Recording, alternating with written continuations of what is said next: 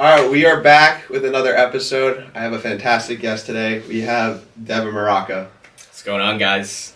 How you doing? Good. Happy to be here. Shout out to B. Clark. He's always got something creative, always got something new.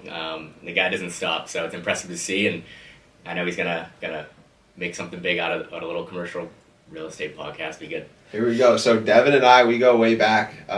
We went to middle school together, a little bit of high school, and now we're both in the commercial real estate space.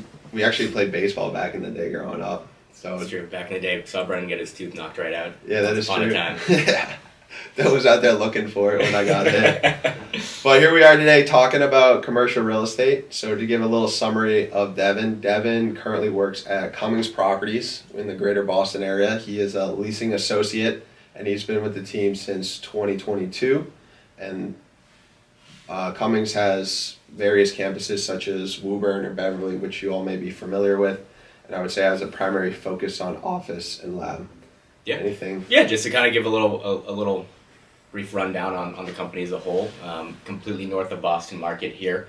Like Brendan said, we have one office here in Woburn, another one up in the Beverly area. We do everything, which is kind of awesome to see from my perspective. When I say that, I mean we got leasing, we have property management, we also have our own design, our own construction teams here. So whatever, any client comes in and they need, we can get it done right in-house here, which is really impressive and gives you a good holistic view of, how the whole process works, which you might not get at every company.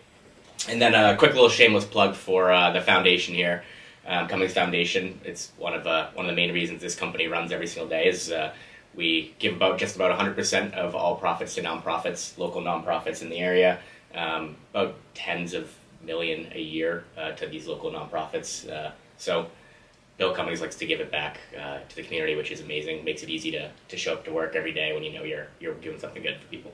There we go. Yeah, and you did touch on it. Cummings is a little unique where it does everything. Why do you think other commercial real estate companies don't do that? That's a good question. I mean, it's hard to do. I mean, for starters, you gotta have the capital to be able to buy, to manage, to own everything, and then you gotta have to build around that. It's not easy to do that if you just have one building or two buildings or a couple of buildings here and there, or if you're super spread out. Obviously, we have this kind of niche market on the north of Boston market, so it's a little easier to get to and from everywhere. But we're able to just kind of grow it, make it so that we don't have to sub anything out or look elsewhere. I think that was kind of the goal, is that if you're able to keep everything in-house, make sure that we have hands on everything so that we know what's going on with our buildings. We know that people are getting the proper services that they need, keep clients happy, and make sure that they're working with us. It's easier for them to work with us every day instead of having to scramble and look for other people to go to for help. Yeah. So. I agree. And to touch on that too, when Devin says they do everything, they do everything. They have carpenters, they have plumbers, which is even rare because there are some, like the company I work for, we have property management, leasing, but we don't have that construction, which is a huge component of all things real estate. And the other thing that's kind of neat for our portfolio is, we have those same, plumbers, any construction company, whatever you need really right in our portfolio. So if we don't have it or we can't do something, we'll push clients to, use our existing clients because we know that they do good work and we have a existing relationship with them. So it's kind of one big family. We like to help out our clients, obviously, as well, just as much as they're helping us. There we go. That's awesome. So to give the people back at home a little, or paint the picture, what is, when I say that you're a leasing associate, what does that mean? Yeah, so like Brennan had said, I came in about 2022, so coming up on 3 years here in May. I think my role has kind of morphed a little bit. Obviously, you come into the space. I came right out of school, so you don't really know what you're getting into, and you're kind of just throwing yourself into the fire to figure it out. So I think I started off in a more support role, just trying to get eyes on anything I could possible. Going on tours, meeting with different clients. We do, everything from office to lab to retail to warehouse. So there's a lot of different lingo that you can hear from the day-to-day that isn't typical, especially trying to memorize everything and understand what everything means from place to place. It applies in warehouse, how much electricity you need, but might not be so important for an office, or a medical space might need lab grade cabling. Again, not so important necessarily in an office. But for me, so it shifted a little bit in the sense that you're playing that support role, whereas I'm helping out my team. So following along with them on tours, trying to understand, figure out what I'm doing, what's going on, what this whole commercial real estate leasing process looks like. And then you get more comfortable, and I kind of found my own little way here. For my day-to-day, essentially, I enjoy because there is no cookie cutter day to day for me. Ideally, I'm out on tour as much as I can be. We could consider them at bats. So the more at bats you get, the more clients you're in front of that you're showing space, better opportunity you're going to get something signed and benefit this company. But yeah, so a lot of cold calling, a lot of dealing with our existing database here that we work with every day on the leasing side to follow up with clients, follow up with prospective clients that we've been working with, or maybe they've gone a little silent, whatever it may be, just to get people to get out, taking tours, again, hopefully all day, so we can get those at bats in, and then from there you're kind of, if you get a green light, you start drafting documents and going through the whole leasing process as a whole. So nice. And how did you get into commercial real estate? Yeah, so it was it was kind of interesting for me. I had family that is on the residential side of real estate, so I think even in college, early on, I knew that I wanted to fit into the real estate world to some extent. I didn't know what it was, and the way I kind of went about it is I just reached out to anyone I knew in the space, whether it was residential or commercial. Talked to whoever, networked to whoever I could, whoever would talk to me. Yeah. And just kind of pick their brain, what they do. I didn't really care what they did, if it was, it wasn't specific to leasing just yet, but just talk to them, get a feel of what they did, try to see what would make sense for me, my personality, what I'm interested in on the day to day. And it was a lot of brokers that I kind of leaned towards, just like the typical brokerage role. And just having the fluidity on day to day, being able to kind of make your schedule a little bit, very client facing, which was appealing to me at the time. Yeah. And then I came across Cummings Properties, where I could kind of get a little bit of both. So you kind of feel like a broker a little bit because you're on the leasing side, so you're still very client facing. You're still able to make your schedule in a sense of when tours are happening, all that kind of stuff. But you get a little more security if you're being a part of a bigger team. Because we're so in-house here, it really became a family super quick. So I think just being able to come in here and talk to the people who actually worked here, talk to the guys on the team that I now work with, was able to bring me in and make me realize that this is somewhere I wanted to be. Yeah, no, that's awesome. Because I feel a lot of people our age might not necessarily know how much depth there is to real estate, which is a big reason why we're doing this, is to have people like you on to spread awareness. Yeah. Could you talk about, because we're tossing out broker, we're tossing out Cummings does this in-house. Why is this so different, right? Because a lot of real estate companies will hire a JLL or CBRE, and they have their own leasing team to try to figure things out. Yeah. And then what's that dynamic too? Are you working with brokers? Sure. So I mean, in terms of, I guess that kind of ties into how we get business in through the door here. I would say the number one from the leasing side is probably broker relationships. So.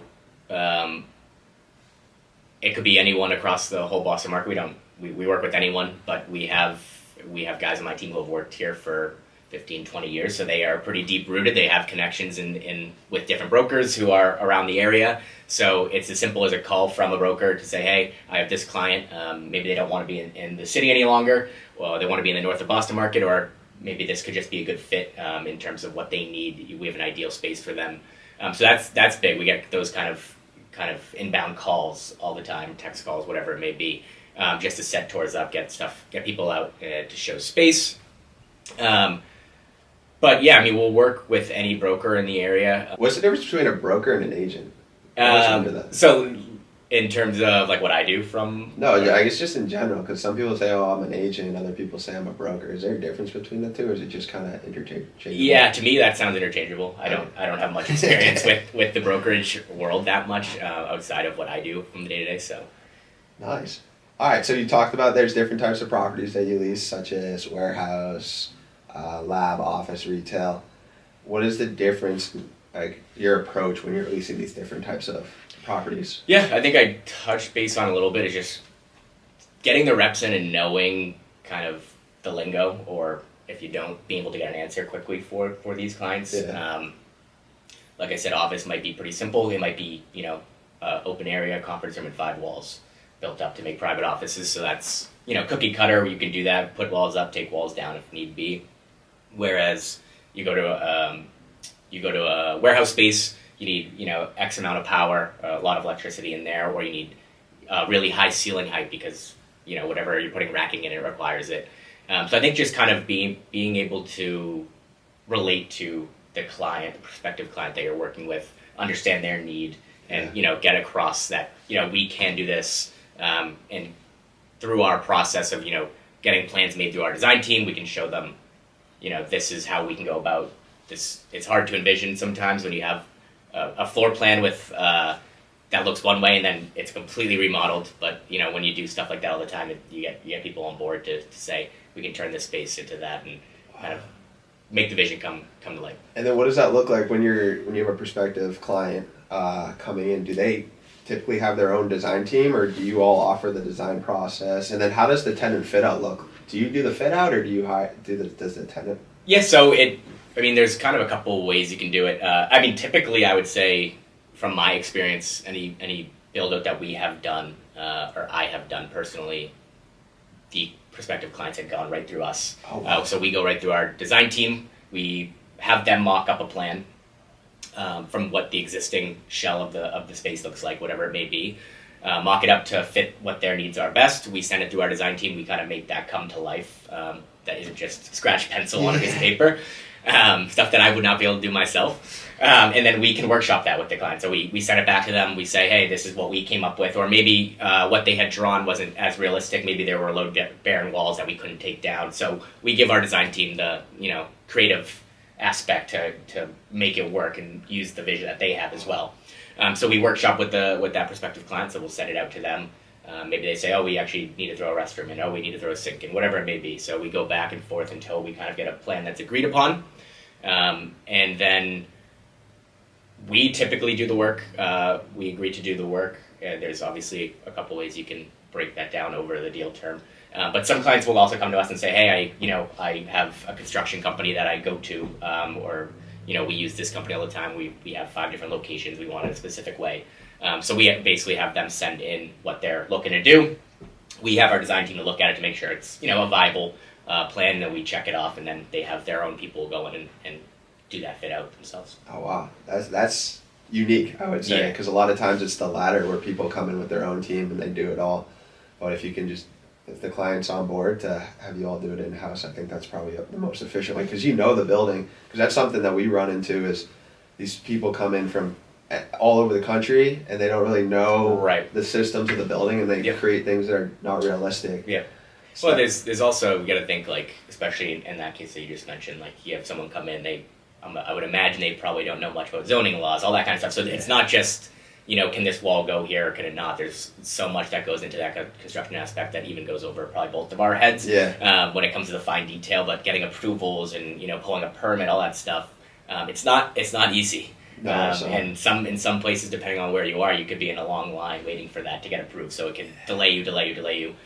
So when we do stuff here, because we're in the pipeline at all times, because we're constantly doing different build outs, it's a little easier when you have that relationship as well. Yeah. And you got the speed, and then at the end when you got to do all the inspections, you already know what to do. Right. That's awesome. And then, what does the lease negotiation process look like? We are providing a service. Just as much as we want someone to come in, we also have to provide them with a space that works for them, and we obviously want agreed upon terms on both ends, right? Yeah. So I think it's a little bit of trying to find the middle ground, something that both parties can feel comfortable with, something that both parties feel that, they're gaining something from, not just, I'm being taken advantage by, this big landlord. So we never want anyone to feel that way. So we wanted everyone to kind of be in agreement to make sure that, everyone gets a space that they need, that they feel comfortable taking, for however long they want to take it. most prospective clients will work right off of our document specifically. Some have, in-house counsel or whatever, they send it out to their lawyer to review. Some review it themselves. There's really no right or wrong answer, but it's all about just, having that open dialogue, having that connection with, who you're working with. Yeah. And trying to find that middle ground and discuss, why we can't do something, or why maybe we can't do something, but we'll give somewhere else, or just that give and pull. There you go. And it's probably case by case. What's the typical time frame of how long it is from talk start to pen to paper? I don't know if I could even give a time frame. Some of I am still working with some smaller clients. If they're really small office spaces, it could, be turned around within the week. Wow. It's going to be a shorter, document, so easier to get through.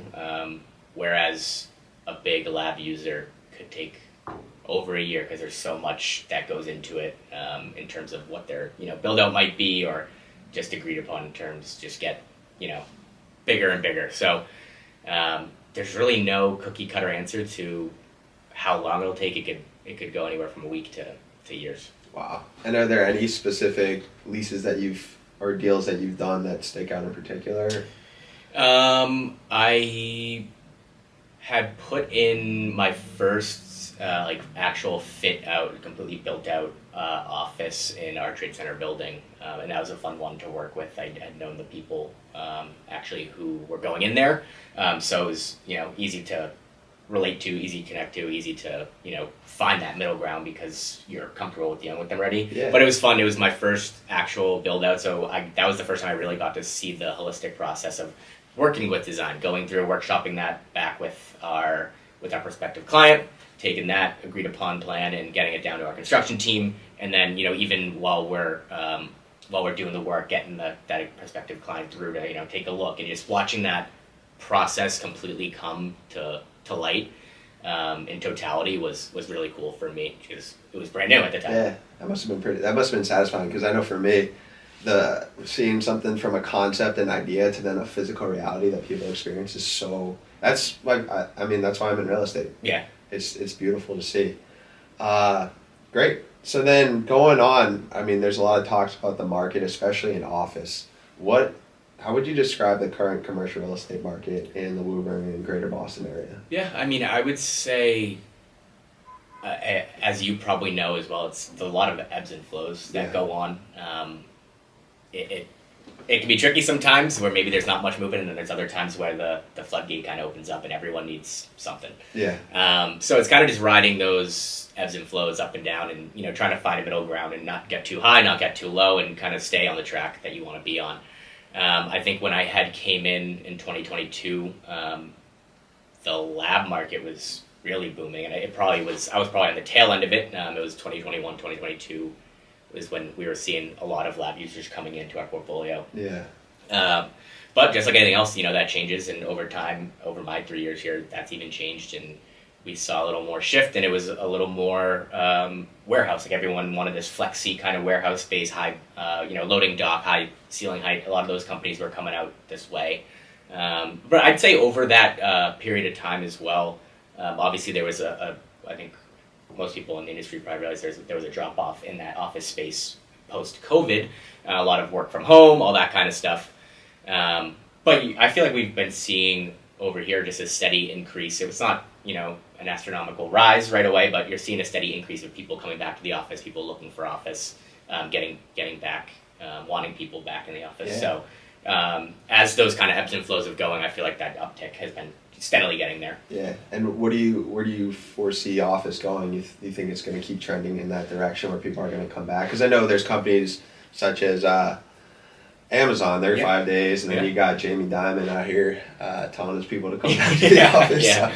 Yeah, I would sure hope so. I'll say that. It makes my life a lot easier when people want to be in office. But I do see that trend keep going. I feel like there's a lot of different aspects that you can benefit from being in office, whether it's just, interacting with people in the day-to-day or, productivity. So I think that trend is going to continue. I don't know to what extent we'll get back to pre-COVID numbers, but I do think that we're going to see that continue to rise. And because Cummings has a big focus on office, I don't know what the percentage is, but when office was plummeting, how did Cummings endure that time frame? Did you guys see hits of office leaving, or were you guys pretty steady? Yeah, to my knowledge, there was some, the buildings maybe had a couple less office users there on the day-to-day. But again, like I said, at that time, it was also big for the lab market. So we didn't really even have time to react at that point. So you're kind of shifting your focus completely. And when you have this crazy inflow of, lab users that need space now, there's a lot of moving parts because sometimes you got to have a perfect build out for them, and you hit the ground running right away. So it's not we almost didn't really have time to react to a lessened office market, in my opinion. So that's great. You all you're very dynamic. Where if the market changes, you're able to change with the market. Yeah, and I think that. Sorry to cut you off. No, it's all good. I think that that speaks to just having everyone in house here. So it's not like you're waiting in line for a contractor to come out and take a look and then say if they can do something. Like, we have that already here. So it's as simple as me taking a plan down to agreed upon plan down to design, making sure it works, and getting it construction. You can hit the ground running on getting that work done. So when you have the ability to do everything right here from a day to day, it's a lot easier to kind of jump quickly and grow with whatever the trend is at the time. Yeah, that's great because real estate is a cyclical business. Yeah, big time. That's what it is. All right, and then. So, you kind of touched on Cummings. It seems its competitive advantage is one, location. You got a lot of great locations, but then two, also having everything in-house and being able to be adaptive and dynamic. What types of businesses are currently showing the most interest in leasing spaces? Right now, for myself personally, I'm probably actually working with mostly office users at the moment. There we go. That's what we like to hear. People are coming back to the office. Don't believe the media. But I don't know. It's pretty across the board. I wouldn't say there's much of a trend that I'm missing out on. I feel like everyone, we're still getting inbound stuff from just about every user possible that we can accommodate. Yeah. Nice. Can you touch on a little, because I'm more in the retail space. What's the retail leasing over here? Are you in on those deals, or? So me personally, I have not done a retail space just yet. It's on the docket, hopefully for this year. Where that's one of my goals. I want to get more involved in the lab and the retail stuff, just to get all that lingo under my belt and understand what I'm working with. But yeah, so we have some retail spaces. Across the portfolio, mainly in the Woburn area, I'd say, some in Burlington as well, but we have some. But at the moment, I think we're pretty full on the retail aspect. I don't know, I can't really think of many that are available or coming available at the moment, so. Hey, that's great though. Yeah, it's good, it is good, but we just aren't really seeing much, or we're not able to help that much with some of the inbound people. Yeah. So. What I love about retail is that, I say it's like an adult amusement park, where you're bringing in these tenants that create I say tenants. Everyone says it different. You see me call them clients. Clients, yeah. Yeah. It's just, they're a new attraction, a new ride in a way, where you think about Walt Disney World and or Universal, they have the Harry Potter exhibit. It brings an influx of people, which then enhances the whole ecosystem, where retail is a big component of that. And I think retail is especially hot right now in the market, because no matter where the economy is, it seems people are willing to go out, spend money at a nice restaurant or a nice attraction. So it does, in parallel with the office and the lab, they all kind of work together as one for the whole entire community, which is great. I mean, if you think about it, like, what's gonna attract people over to this area? If you're coming over and you are interested even in leasing an office, or you're leasing something, one of your probably big questions is going to be, what are the amenities around the area? Yeah. So when you are able to provide, nice restaurants, or, there's little shopping areas around, or whatever it may be, a gym, that's only going to, benefit and help as well on our side. But yeah, definitely a big attraction is getting people to the door. So the more retail you have around the area, you're kind of right. It is kind of like an adult amusement park a little bit. Got to bring in the new ride. Yeah. So then kind of going into one, I know we talked about people come back to the office. I know you're in the office most days, right? 5 days a week. And what's the culture like when everyone is in the office? Do you think that's beneficial, or?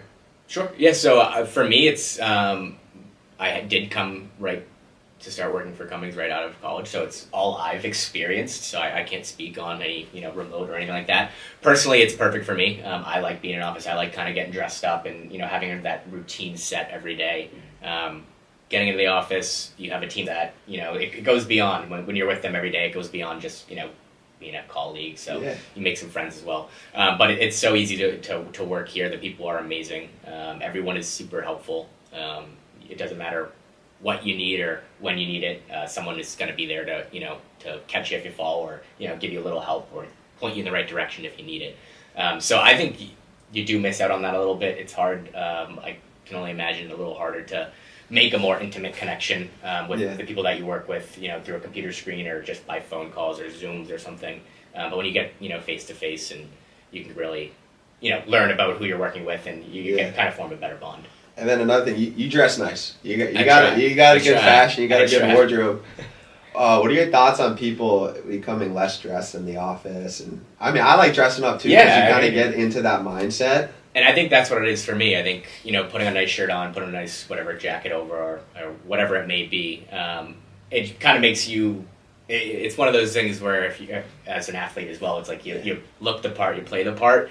So if you dress good, you feel good. So I like to be as presentable as possible. Give no one a reason to say, oh, like, yeah, he was good on tour, but did you see his shirt or something like that? I don't know. So I just try to be as presentable as possible. So you never know how people are going to react to your appearance, right? Yeah. So, but it doesn't bother me if you're able to work and get the same work done in whatever clothes you want, then by all means. Yeah, I think that's key right there. You just got to do what works for you. But if you got any recommendations for good outlets for shopping or? Oh boy, that's a good question. I would say, I do a lot of the Calvin Klein. Calvin Klein, like dress shirts, keep it simple. Actually, Calvin Klein dress shirts and pants, those are my staples. I always try to have a nice pair of horse bit loafers on me. Okay. A pair of Oxfords on me, and then we're not tie here anymore. We used to be a suit and tie, but I always like to put on a nice little peacoat or something, a long peacoat, a little trench. Yep. So.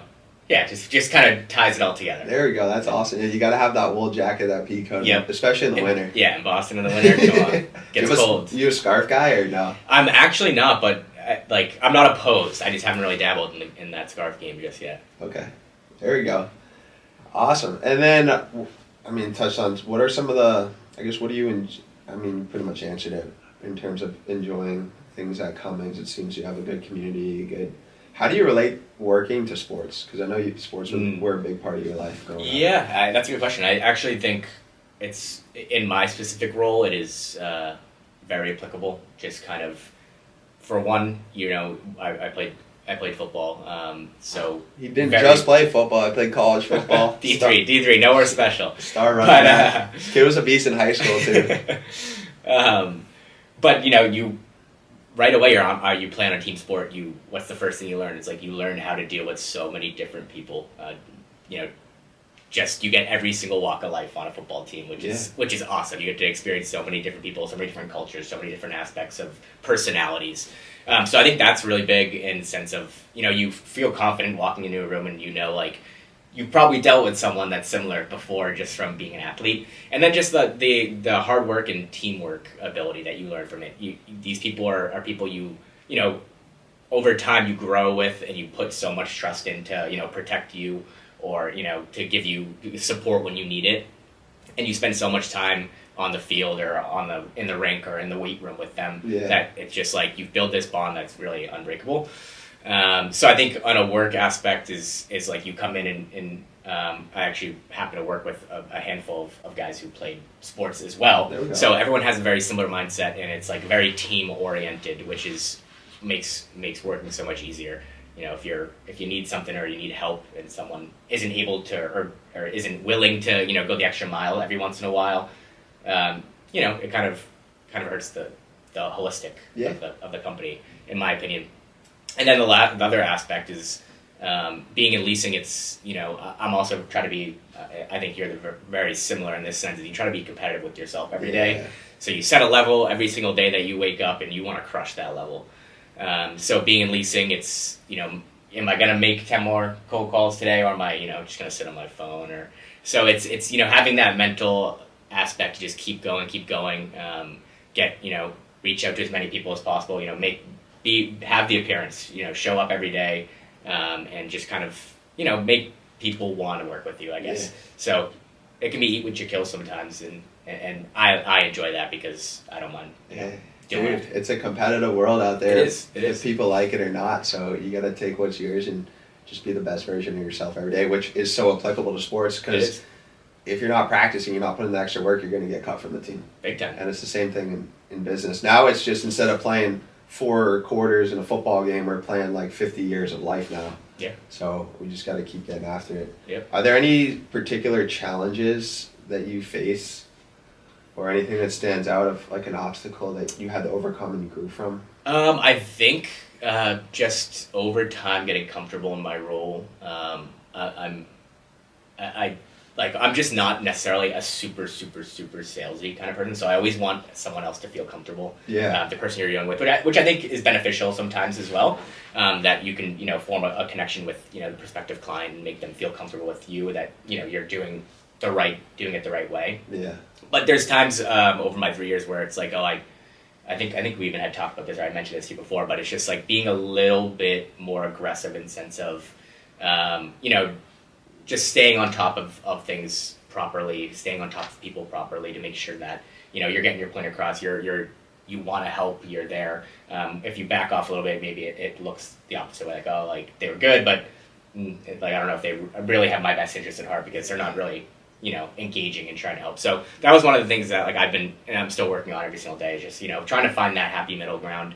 Because again, you want to make the prospective client happy, and you want to be able to do the right thing here for the company as well. Yeah, because I did a little bit of leasing for residential apartments when I first started. And the big thing the company honed in on is asking these vertical questions, because a lot of times people will come out and not say, it's probably a little different with commercial and you have these businesses, but a lot of these residential, these people would come in and they kind of beat around the bush, and it's your job to really extract what they really want. Exactly, yeah. It's hard though, because you in your head you're like, am I asking the right questions? And you're trying to read. You're trying to read people, and you say, that might, I don't know, maybe they don't care, maybe they're just here to show up. Yeah. So I think, like you said, just getting the at bats similar to baseball, where Yep. I love a quote like "fail fast and fail often." Yeah.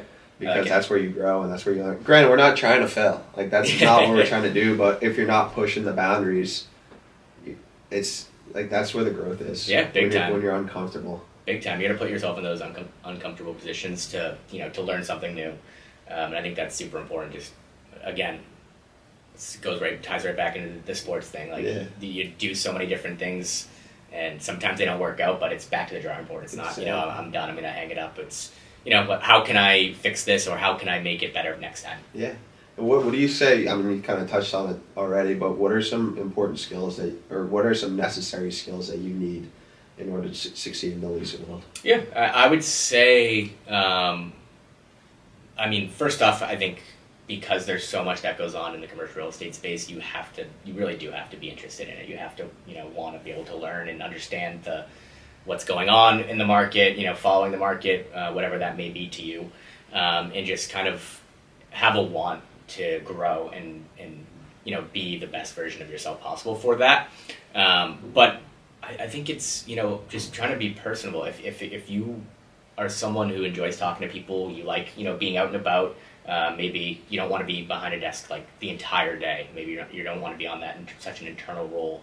Then I think it could be a good fit for anyone like that. Yeah. Anyone who enjoys, going out, talking to people, building some sort of relationship with somebody in the business, whatever business it may be, and just kind of, being able to listen to them and understand what they need and being able to provide for them.